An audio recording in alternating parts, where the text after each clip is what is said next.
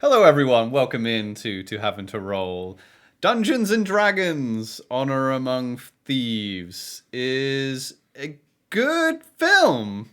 You sounded like you were questioning that. No, it's actually a good film. This is the first movie review we've ever done. So for some context, I'm usually quite critical of film. You are. I'm more of a TV. Well, I'm more of a TV person. Movies tend to need to do a lot, and being a massive D&D fan, yeah, I wasn't expecting to be impressed. Yeah, I mean, I was feeling the same. I was kind of feeling like, are they going to completely destroy what I'm hoping is going to come from this? Is it going to be the complete opposite of what D&D is? But I was surprised. What about you? Yeah, well, it's just that Hollywood haven't had a great track record in the past few years at kind of big budget adaptations. And what I really thought that this film was going to be, I thought it was going to be a Marvel Guardians of the Galaxy clone. I thought that's the type of humor we were going to get. But I was pleasantly surprised. And I'm actually surprised at how people are still comparing it to the likes of Guardians, because I didn't think it is like a modern Marvel film at all. I mean, for one thing, I just expected them to be constantly pushing an expanded universe that was coming or something. I was actually expecting it to be very much similar to, was it the Warcraft movie that came out before? Yeah. I was Which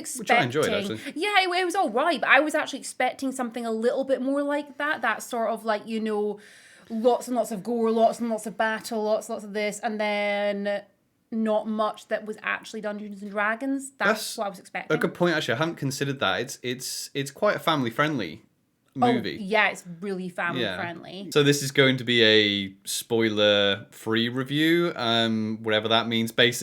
Spoilers are a weird thing, aren't they? Basically, we're not going to talk about the plot. We're only going to mention things that showed up, characters and monsters and things that showed up in the trailer. Plot-wise, I was expecting a lot of meta jokes, and I think they did clear this up beforehand in interviews. They'd said there's not going to be some meta, oh yeah, there's people playing a game of D&D, and then there's going to be this whole... Oh, right, yeah. I found, I mean, you mentioned the Warcraft film. I honestly, people were saying all there's lots of references, and there is, but it's not shoved in your face, and because so the setting is Forgotten Realms. Mm-hmm.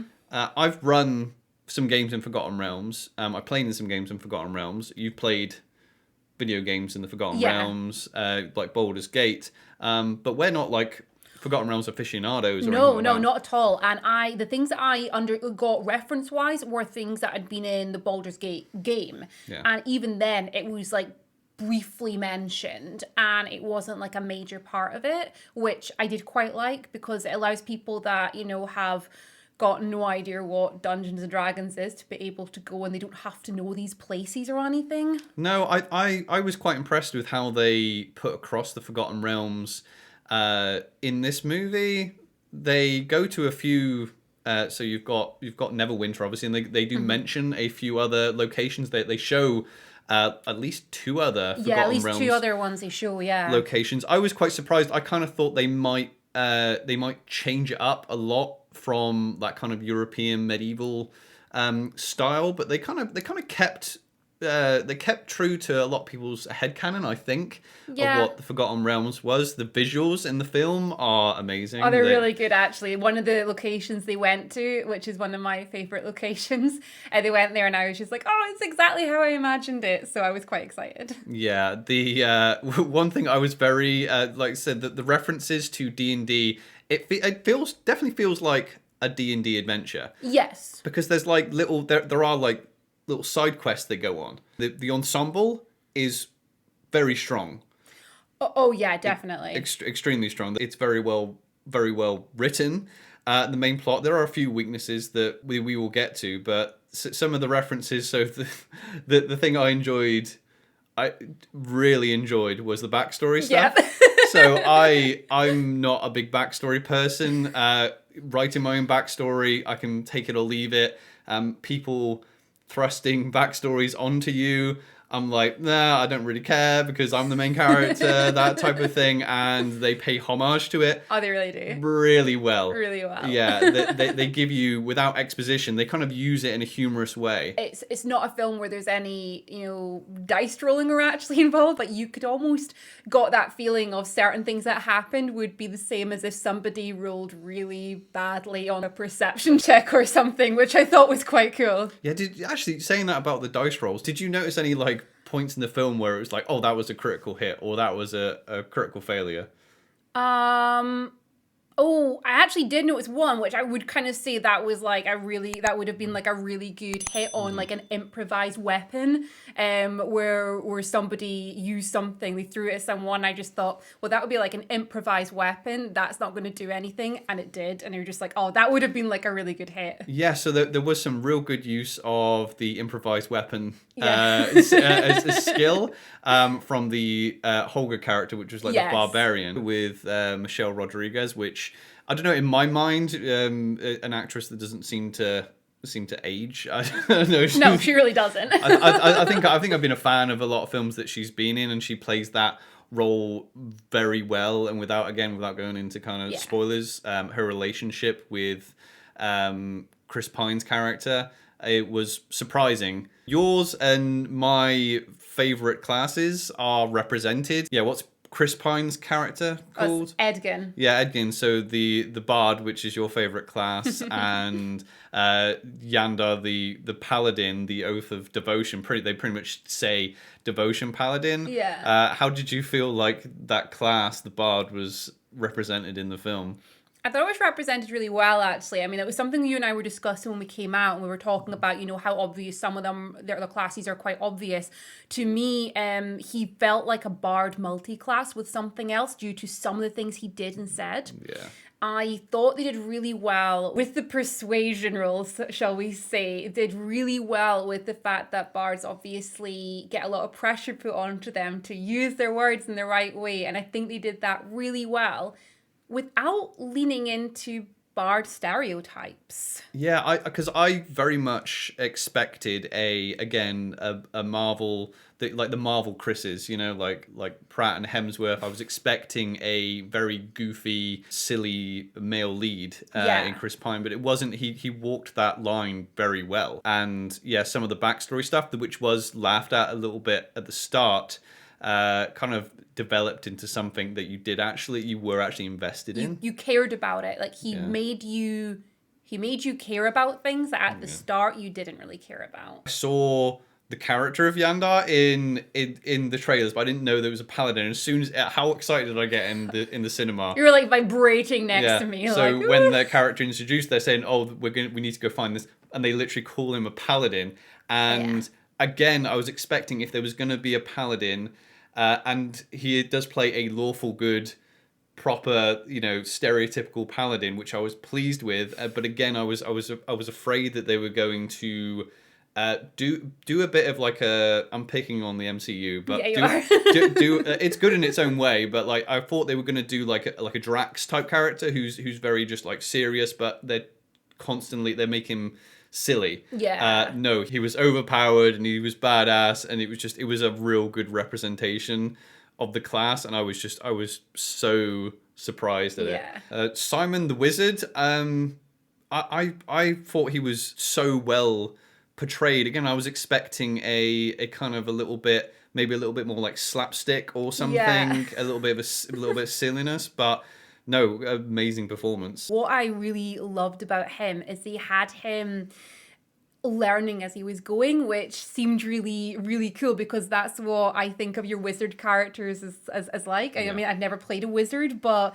it's that sort of way of he was practicing and learning and getting better, but you just didn't quite know, And there was a few little like funny bits thrown in there as well, like him trying to get out first and things like that. Then we had the druid, Doric. Yeah. I thought the performance of the wild shape getting shown off was really good. Obviously, we've seen one part of it in the trailer with the owl bear, which is pretty epic, but there's a few other wild shape moments that's used really well throughout it, and it got a lot of laughs while also really showing off the class quite well, I think, in that aspect. Yeah, and then Hugh Grant as Forge was just Hugh Grant, right? Yeah. Well, Hugh Grant at this point in his career just does Hugh Grant stuff, and it just fits surprisingly perfectly in this film. I didn't know how I was going to feel seeing him in the trailers and things like that, but his role in this is absolutely fantastic. Yeah, it just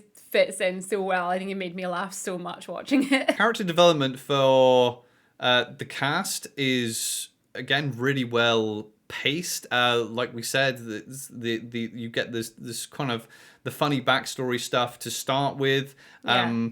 I mean, the pacing just in general is great. I cried, didn't I? Yeah, you cried. And you made sure that you knew that you were seeing me crying in the cinema. I was concerned. Yeah, no, I cried. See, but by the end, I cared enough that I actually did shed tears. Certain character developments did really get me. The only one that didn't get the love that the others got when it came to development was Doric the druid. Yeah. And I don't think that was anything to do with the actor whatsoever. I think the performance was actually solid. I just think timing, and because like I said, it was a fast-paced film, and I don't maybe in a sequel we might see a little bit more of her, because maybe I just feel like she was the one that didn't really get that kind of 3-act development over the entire film. Yeah, like everyone else. I mean, like, she did come in a little bit later than the others, and they didn't quite have that same development, like you said. The other part of the ensemble was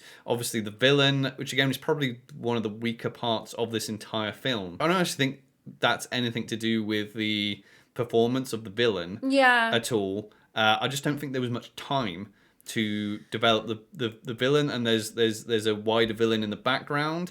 I just think the main ensemble is so strong. But that's what it's like at a D&D party. Yeah, you've got villains and you've got side quests and everything, but the main thing is your group, it's your party, it's what you're feeling and what you're doing and how you're responding to the world. It's not how the villain is feeling or responding to something, it's your own party, which I think they did really well. That's actually true, yeah. In a D&D game, you very rarely get to actually interact with your big villain, because usually in D&D, once you meet them, you end up like killing them. Yeah. The costuming. Oh. So my view on the costuming, again, I thought it might be because we've got so much going on in fantasy currently. We've had the Rings of Power, we've had Game of Thrones and House of Dragon, we've had the Wheel of Time. I was again surprised that it had its own feel, like it had its own look in the costuming, which was really surprising. It was that D&D look. Some of them, the bard look in particular, reminded me of if you go and do a search online for a bard character art and you're trying to find that right sort of look. It felt like something out of there, not something out of any of these other shows that you mentioned. I mean, it had this real Dungeons and Dragons look about it, which was pretty cool. Yeah. So without going into spoilers of saying what D&D races are in there, but I was again surprised when they started showing D&D races. I can't even remember in the trailer whether we got to see many other races. Obviously, we see the tiefling, and we have a half elf in the party that we see. But there's a few races that they show right off the bat. Yeah. And I was very surprised. That is the style I really love. Like the 80s, 90s prosthetics, no CGI. People, and there are a good chunk of classic D&D race in here, and I loved the look of pretty much all of them, actually. Yeah. Oh yeah, and like some of them are like right there main in your face, there's an interaction, and some of them are just in the background. You did feel like you were wandering through a D&D town. What did you think about the monsters, the D&D classic monsters that they had in the film? I was really happy with them. Displacer Beast was in the trailer. Oh, it's okay. The Displacer Beast was really good. Oh yeah. I love that. The Mimic had I like the look of the Mimic. I would like to have seen more of it in the film, to be honest. There's probably more of it than I expected. The gelatinous cube as well. That scene is really good. They did a good job of that. It was that typical, almost like that typical puzzle sort. It wasn't a puzzle solving scene, but it kind of in a way felt like that way. That sort of like everybody like coming up with crazy ideas and just hoping that they're going to work, sort of thing. The dragons, there's a couple of dragons here and there. Yeah. The dragon that's in the trailer, that was an amazing scene. They go to a location that's familiar to D&D people, and the dragon is actually a character in the lore. I thought it was just I'm glad they chose that character for the dragon, because it was slightly surprising. And it was something a bit different as well, but they did an amazing job of making it feel like a dragon encounter as well. Yeah, no, they did really well with that. Yeah. Then obviously like the owl bear, but obviously that's our. But I love the depiction of the owl bear and what they did with it. Oh yeah, it looked really good on the screen as well. Yeah, you were talking about planning there. That's another D&D trope they do brush on, and they do it really well. They don't really shove it in your face. There's not like a thing of like, oh, how do we get past this door? But it's very organic. Yeah. Talking about the humor, actually, what did you think of the humor? Was it what you expected? So I wasn't too sure what I was expecting humor-wise. I wasn't expecting... I know you have said that you had that sort of fear that it was going to just be like full-on Guardians of the Galaxy style. I had the opposite fear, that because I think of every time we're playing Dungeons & Dragons, all those emotional scenes, there's a lot of laughing, and I was worried in case there wasn't going to be enough humor. And I thought there was definitely enough humor for me. I was really happy with the way that they did it, the way that they brought it across, but it wasn't like just there for the sake of it. Like, it genuinely did make you laugh. Yeah, talking about the humor, like the spell in the trailer, the Speak with Dead. When I saw that, I went, oh yeah, that's a funny gag. And usually when you see that in a trailer, that's usually like a highlight, and when you get to actually seeing the film, it doesn't hit the same. But it hit really well. It really did. The second time, because it was one part of a broader joke, So in the trailer, it looked very much just like, oh, this is just a gag on that spell. But then they did a real good job, and it made sense for the story. And that little bit of humor didn't linger on that bit of humor too much either, to slow it down. Again, the pacing is real good. Talking about spells as well and references, there are definitely spells that people will definitely recognize. There's Speak with Dead. I'm not going to say I think the Bigby's hand is in the trailer as well, but yeah, there's the spell effects are again great. Just thinking about now, I can think of quite a few spells that I saw and could name, but there was other things as well, because some of these classes are classes I'm not used to, and I saw them doing things. I'm like, oh, what is that they're doing? Because it's definitely a spell that they've just done there. Did you notice there was one or two magic items, kind of rare magic items that were, again, I didn't really think about it until after I came out of the movie, which is probably a good sign. Yeah. They weren't like heavy plot devices. But you looked at them and went, oh, magic items are just a part of this world. They weren't like it wasn't just like things are going on as normal, and then suddenly Excalibur shows up and names the King of England. No, it was like, I was like, no, this is part of the plot, but these things exist in the world, which fits into Forgotten Realms perfectly as well. Yeah, but like the magic items, they're like you just said, they sort of just fit in with the world and they were there. But the ones that were getting used weren't just like totally pointless sort of thing. They were like called back to later, which was quite cool as well. So there is a reference. I think a lot of people knew this coming in, so I don't think it's a spoiler, but the party from the original animated series Dungeons and Dragons are in the film. They're a little bit more in it than I thought they were going to be. Yeah, I thought they were literally just going to be a camera pan across them. But no, I don't think they get any lines, do they? I think there's maybe one short line. I think there is like maybe one. No, I think there's a couple, but just like they're it's not super short. impactful. Yeah, no. But they're there, and so currently in the world of D&D, we've had them show up in the movie. We've had them show up in published adventures from WotC. We've got toys coming out from Hasbro. We've got miniatures of them from WizKids. But why aren't we getting the cartoon back? We must be. Come on. It was like, never finished. They're teasing it so much.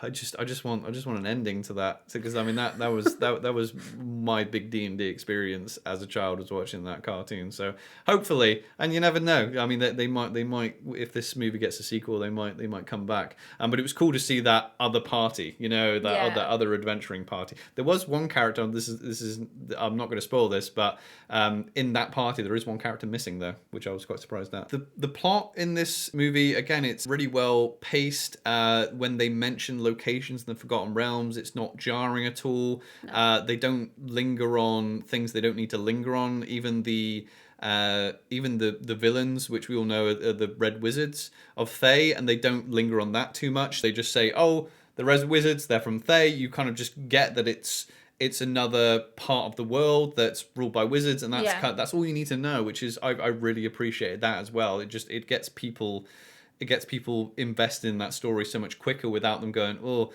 which brings me to the concluding thought of this film is that, and something that I was quite surprised at, like, this film isn't just for D&D people. It's really not. This is a film for all members of the family, and it's also a film for people, like you said, that have never played D&D or even know anything about D&D. That's what I mean. This could care for anyone. Well, it feels very much like that they've managed to walk that line between not just making a movie for fantasy fans, sci-fi fans, or D&D fans. They've managed to do, I mean, it's not as good as Peter Jackson's Lord of the Rings, but it is a similar...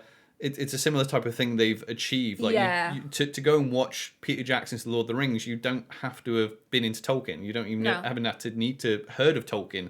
The movie just kind of explains it for you when you go and sit down. And I'm pretty sure that's the experience someone would have if they have no idea about D&D. And I've already spoken to people that are into movies but have never played a bit of D&D in their life. They just know it from the zeitgeist, and they thoroughly enjoyed it. Yeah, exactly. I mean, I've heard people talk about this in my everyday life quite a lot recently, and they all know this movie is there. And like you just said, it's out there and everybody's heard of it now. And so many people go see it. And yes, there is a post-credit scene. Yeah, it's like mid-credit scene, isn't it? Yeah, so don't... After the first little bit, there's a scene. I don't think there's one after that, so... Again, it's not... and I'm glad of it. There's not this big, Marvel, an attempt to do an extended universe. The film just stands on its own. And honestly, if they don't make a sequel, I would... You know what it did for me? I didn't need to see more in the best way. As in, I would like to have seen more of the film. It left me wanting more, in the way that I wanted to go back into the cinema and watch it again. I wanted to watch that film again. I didn't want to watch another one coming out after. I just wanted to see that one again. Yeah, it didn't make me go, I want to see what they do with the sequel now. I wanted to go back and watch the film because it's just a fun film. Yeah. Yeah, go see it.